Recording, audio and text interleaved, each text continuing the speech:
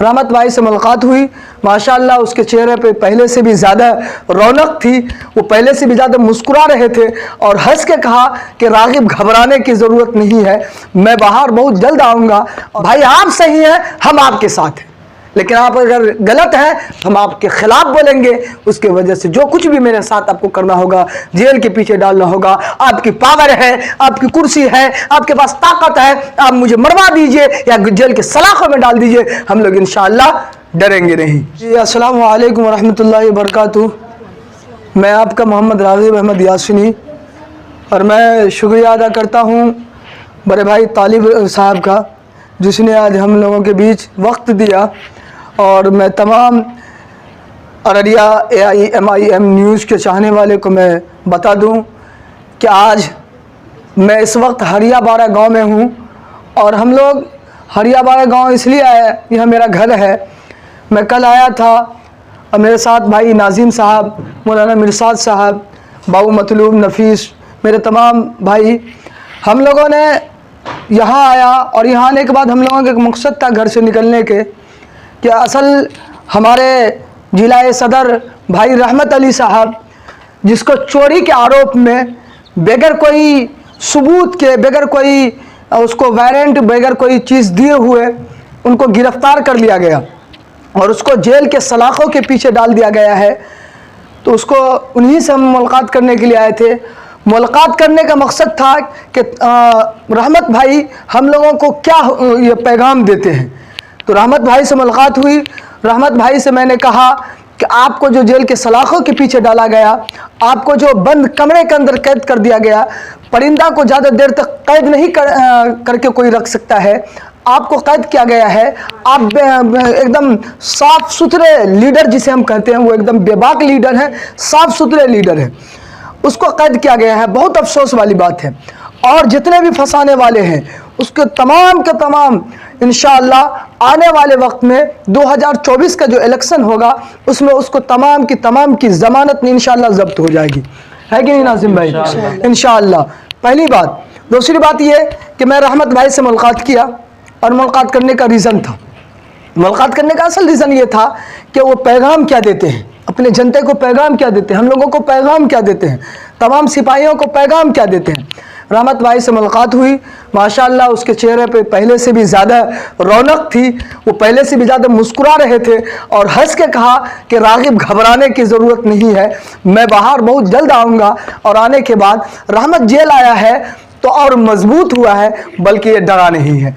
और वो बाहर जब आएगा तो इंशाअल्लाह उससे भी ज़्यादा मजबूत बन के उभरेंगे, जैसे पहले थे उससे भी ज़्यादा कहीं ना कहीं मजबूत नज़र आ रहे थे अभी जेल में। मुलाकात करने के बाद उसने कहा कि तमाम चाहने वाले को कह देना कि रहमत घबराने वाला और डरने वाला नहीं है, वो बाहर निकलेगा। और तुम तमाम चाहने वाले को पैगाम देना कि रहमत ने यह पैगाम दिया है कि आप MIM को मजबूती के साथ पकड़े रहें और इसके जितने भी बहकावे में आपको फंसाने की, बरगलाने की कोशिश करेगा, कहेगा कि देखो रहमत अली जैसे जेल में गया कि निलंबित कर दिया गया, उसको पार्टी से निकाल दिया गया, तो उसको पैगाम देना कि रहमत अली ने मुझे कहा है कि उसे निकाला नहीं गया है। पार्टी का वसूल होता है, पार्टी का रूल होता है कि जब भी कोई पार्टी के अंदर कोई नेता पे दाग लगता है, कोई भी मंत्री, आप बताइए कोई भी मंत्री हो, उसको अगर जेल के अंदर डाल दिया जाए तो बताइए वो क्या मंत्रालय में काम कर सकता है? नहीं कर सकता है। जब वो मंत्रालय में कोई काम ही नहीं कर सकता जेल के अंदर, तो वो जेल के अंदर है, बाहर उससे कोई काम होगा नहीं, तो उसको निलंबित कर दिया गया है। और निलंबित में और बर्खास्त में बहुत फ़र्क होता है, ये समझने की ज़रूरत है। निलंबित का मतलब होता है कि जब तक वो जेल के अंदर है तब तक के लिए उसको निलंबित कर दिया गया है। अब बताइए जेल के अंदर रखे कोई आदमी कुछ कर नहीं सकता है, पार्टी के लिए हो, अपने घर वाले के लिए हो, अपने परिवार के लिए हो या अपने समाज के लिए, कुछ भी नहीं कर सकता है। वो जब जेल से बाहर आएंगे तो समाज के लिए, अपने पार्टी के लिए, अपने गांव वाले के लिए, अपने चाहने वाले के लिए कुछ कर सकता है। रहमत भाई को निलंबित किया गया है। जनाब हमारे प्रदेश अध्यक्ष शाह अमोर विधायक जनाब अख्तर इमाम साहब ने उसे निलंबित किया और मेरी बात अख्तर इमाम साहब से भी हुई थी। मैंने कहा कि आपने निलंबित क्यों किया? कहा कि बाबू राग़िब मैं उसे निलंबित किया हूं, बल्कि बर्खास्त नहीं किया हूं। वो जैसे जेल से बाहर आएंगे और रहमत भाई भी आज वही कहे क्या नाजिम भाई और मिर्जा दे रहमत भाई भी यही कहे कि मैं जेल से जैसे बाहर निकलूंगा गेट पे नहीं पहुंचूंगा और मुझे पार्टी अपने जिला अध्यक्ष के पद फिर सौंप देगा। तो बताइए, जितने भी मेरे MIM को चाहने वाले हैं, जितने भी भाई रहमत अली को चाहने वाले हैं, जितने अख्तरुल इमाम को चाहने वाले हैं, जितने बैरिस्टर असदुद्दीन ओवैसी को चाहने वाले हैं, अकबरुद्दीन ओवैसी को चाहने वाले हैं, सबसे दरख्वास्त है कि आप पार्टी के ऊपर जो अगर कोई उंगली उठाता है तो आप उससे कहिए कि निलंबित किया गया है, फिर वो हमारे साथ आएंगे और इंशाअल्लाह मजबूती से चुनाव लड़ेंगे। रही बात दूसरी पार्टी की मैं बात कर दूं, जितने भी पार्टियां हैं, आपने देखा हो कि अभी कुछ दिन पहले पिछले कोरोना काल में बिहार के जिला सीवान के एक दबंग लीडर जिसे क्या नाम है शहाबुद्दीन साहब कहा जाता था, वो कई बार के विधायक और MP भी रह चुके थे, लेकिन जब उसका इंतकाल, उसका मृत्यु, उनकी डेड बॉडी को दिल्ली में सराया जाता है और उनके घर वाले भाई ओसामा जब जोर शोर लगाता है, कहता है कि भाई मेरे वालिद मोहतरम इंतकाल कर गए, वो जिंदा नहीं है, वो जिंदा थे तो आपको डर था, और उस पर इल्ज़ाम लगा के उसको फंसाया आपने। चलिए वो एक बेबाक लीडर था, उस पर कई केस थे, वो इंतकाल हो गया था, कम से कम चाहिए कि उसको लाश सौंप देता ताकि सीवान में उनके आखिरी जो अंतिम संस्कार जिसको कहते हैं हम लोग दफनाना जिसे कहते हैं, दफना देते। लेकिन भाई ओसामा, उनके परिवार, उनके चाहने वाले, उनके ख़ानदान वाले दर दर की ठोकर खाते रहे, लेकिन कोई पूछने वाला नहीं था। कहाँ गए तो उस वक्त तो वैसे ये RJD वाले जिसको आज कहते हैं कि युवा के साथ देते, कौन चीज़ में साथ दिए, कहाँ चीज़ में साथ दिया भाई? तमाम के तमाम जितने भी हैं, वो RJD हो, JDU हो, BJP हो और या वो कांग्रेस हो, ये तमाम के तमाम को इस बात की पेट में दर्द हो रही है कि MIM जो है ये उभरने वाला है और उभर रहा है, और जितना आप दबाएंगे इंशाअल्लाह ये उतना उभरेगा। मैं एक अशार कहता हूँ, कहा कि जलते घर को देखने वाले फूस का छप्पर आपका है, जलते घर को देखने वाले फूस का छप्पर आपका है, मेरे पीछे तेज हवा है, आगे मुकद्दर आपका है, उसके कत्ल पे मैं भी चुप था, मेरा नंबर अब आया, उसके कत्ल पे मैं भी चुप था, मेरा नंबर अब आया, मेरे कत्ल पे आप भी चुप है, अगला नंबर आपका है। इसीलिए आप बोले, और इस वक्त ये हालत, मुल्क का ये हालत है कि जो बोलता है उसको जेल के सलाखों के पीछे डाल दिया जाता है, और हम लोग MIM के सिपाही हैं, हम लोग को जब जब इस जेल के सलाखों के पीछे डाला जाएगा हम लोग मजबूती के साथ उभरेंगे और ज़्यादा उभरेंगे। जितने भी हैं, अभी देखिए उनको जो फंसाया है, आप लोग जानते हैं, जितने मीडिया वाले हैं, जितने भी पत्रकार हैं, सब जानते हैं उसको किसने फंसाया है, नाम लेना मुनासिब नहीं है।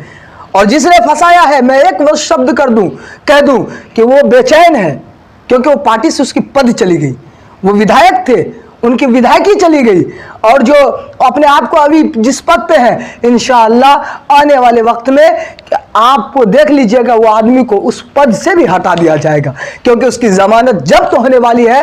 अभी MIM के खिलाफ बोला था, वहाँ के किशनगंज के तमाम युवाओं ने जवाब दिया कि MIM को जो उंगली दिखाएगा हम लोग उस उंगली के खिलाफ अपनी आवाज़ को बुलंद करेंगे, क्योंकि वह हक की आवाज़ उठाता है। इसीलिए हक के जो भी आवाज़ उठाएगा हमारे तमाम चाहने वाले उनके साथ है। ओवैसी साहब बेबाक लीडर है, कोई भी अगर कहता है कि ओवैसी को चाहने वाला ये बता दे कि वो क्या क्या, आप हैदराबाद चले जाइए, वो जहाँ के विधायक सांसद है वहाँ के नमूना जाके देख लीजिए। आज हमारे यहाँ के सांसद प्रदीप सिंह है, मैं तकरीबन मेरी उम्र जो भी कुछ भी हो, प्रदीप सिंह को मैं अभी तक देखा भी नहीं। वो कैसा है, काला है, गोरा है, मोटा है, पतला है, चोर है, लुचंगा है, ऊपर क्या है, नहीं कुछ भी नहीं जानता हूँ। क्यों नहीं जानता हूँ भाई? वो इंसाफ पसंद होते तो हमारे बीच आते, हमसे काम पूछे, लेकिन नहीं कोई पूछता है। MIM इंशाअल्लाह ये तमाम मजलूम, कमज़ोर और जितने भी पिछड़े जाति के हैं, जितने भी कमज़ोर है, जिसको भी दबाया जाता है, इंशाअल्लाह MIM उनके साथ है। मैं आपके न्यूज़ के माध्यम से एक बात और बता दूं कि हम लोग MIM के चाहने वाले हैं, हम लोग अंधभक्त नहीं हैं। अगर MIM जिस दिन गलत काम करना शुरू कर देगा, जिस दिन MIM आप मजलूम कमज़ोर की आवाज़ उठाना बंद कर देगा, उस दिन आपको पता चलेगा कि राग़िब ओवैसी MIM को छोड़ दिया है, नाजिम सिद्दीकी MIM को छोड़ दिया है, मिर्शाद साहब MIM को छोड़ दिया है। इनके दर्जन कार्यकर्ता उनके पेट पे लात मार के भाग जाएगा। हम लोग अनभक्त नहीं है, जो काम करेगा, जो सही रास्ते पर चलेगा, जो मजलूमों की आवाज़ को उठाएगा, जालिम बादशाह से, जालिम हुक्मरान से आंख मांग डाल के बात करेगा, हम लोग उसके साथ हैं। और जो भी साथ रहेगा हम लोग उसके साथ है। लेकिन अगर कोई गलत करेगा हम लोग उसके बायकाट करेंगे। उसके लिए अगर जेल की सलाखों के पीछे जाना पड़े और यूसुफ अलैहिस्सलाम की सुन्नतों को जिंदा करना पड़े हम लोग जिंदा करेंगे और जेल की सलाखों के पीछे जाएंगे। इसी बात का मैं आप लोगों को बता दूं, रहमत भाई का जो संदेश है, अख्तरुल इमाम साहब को जो आदेश है, बैरिस्टर असदुद्दीन ओवैसी साहब का जो पैगाम है उनको लोगों तक पहुँचाइए, वहाँ तक पहुँचाइए और कहिए कि आप घबराए नहीं। जो भी कह रहा है कि उसको निकाल दिया गया है, आने के वक्त वही कहेगा। अभी देख लीजिए जितने भी बुज़दिल होते हैं वो क्या करते हैं, कोई एक नेता के पीछे भाग के, हम लोग ये रहमत अली के चेहरा को नहीं देखे, हम लोग अख्तरुल इमाम को नहीं देखते हैं, हम लोग असल ऊपर के चेहरा बैरिस्टर असदुद्दीन ओवैसी को देखते हैं।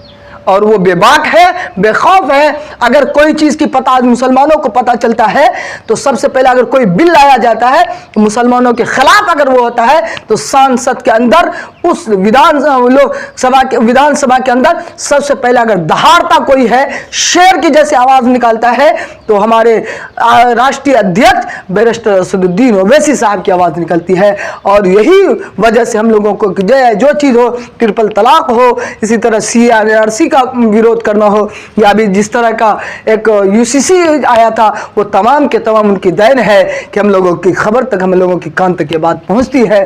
अल्लाह आप लोग दुआ करें कि जितने भी गद्दार हैं उसको अल्लाह तबारक व तआला इंसाफ परस्त बनाए और जितने भी इंसाफ परस्त है उसको बुलंद बनाए। अभी मुसलमानों का काम क्या है, ये सिर्फ लोगों का पैर खींचता है, पैर खींचने का काम करता है। अगर पैर के बजाय हाथ खींचने वाला बन जाए तो इंशाअल्लाह सब कामयाब हो जाएंगे। लेकिन करता क्या है, पैर खींचता है, बुलंदी पे नहीं जाने देता है, नीचे ला खड़ा करता है। अगर आप नीचे हैं तो हाथ खींचने वाले बने और ऊपर तक पहुंचाता है जो इंसाफ परस्त, उसके साथ दीजिए। अगर कोई कहता है कि हम सही हैं, आप गलत कर रहे हैं, भाई आप सही हैं, हम आपके साथ हैं, लेकिन आप अगर गलत हैं हम आपके खिलाफ बोलेंगे। उसके वजह से जो कुछ भी मेरे साथ आपको करना होगा, जेल के पीछे डालना होगा, आपकी पावर है, आपकी कुर्सी है, आपके पास ताकत है, आप मुझे मरवा दीजिए या जेल के सलाखों में डाल दीजिए, हम लोग इंशाअल्लाह डरेंगे नहीं। क्या नाजिम भाई, मुनाविर साहब, हम लोग सब साथ हैं। और तालिब भाई इंशाअल्लाह आने वाले वक्त में सबकी ज़बान जब्त होने वाली है। और 2024 का जो इलेक्शन, लोकसभा का इलेक्शन होगा अररिया ज़िला से, या जो भी पार्टी असदुद्दीन ओवैसी साहब जिसको भी यहाँ से टिकट देगा इंशाअल्लाह उसको हम लोग भरपूर कोशिश से कामयाब करने की कोशिश करेंगे। इसी के साथ आपके तमाम दर्शक को, आप MIM न्यूज़ अररिया के तमाम चाहने वाले को मेरा सलाम, आदाब। और मैं चाहता हूँ कि आप लोग जितने भी पार्टी में हैं मजबूती के साथ रहें और सही सक्षम बनाए रखें और धीरज बनाए रखें, पार्टी में किसी तरह का होल हल्ला न करें। रहमत भाई का जो पैगाम मिला आप लोगों तक मैं पहुंचाया है, पैगाम यही था कि अमन पसंद बन के रहें। जालिम अगर कुछ बोलता है तो उसके खिलाफ बोलें। अगर आप उसके वजह से जेल में आए हैं तो घबराइए नहीं। मैं रहमत अली जो जेल के सलाखों के पीछे हूँ, अभी तुम मुझे गेट के बाहर मिल रहे हो, इंशाल्लाह जब गेट के बाहर आएंगे फिर तुमसे मुलाकात करेंगे और जितने जालिम है सब की आंखों में आंख डाल के बात करेंगे। इसी के साथ सबको अस्सलामु अलैकुम व रहमतुल्लाहि व बरकातहू।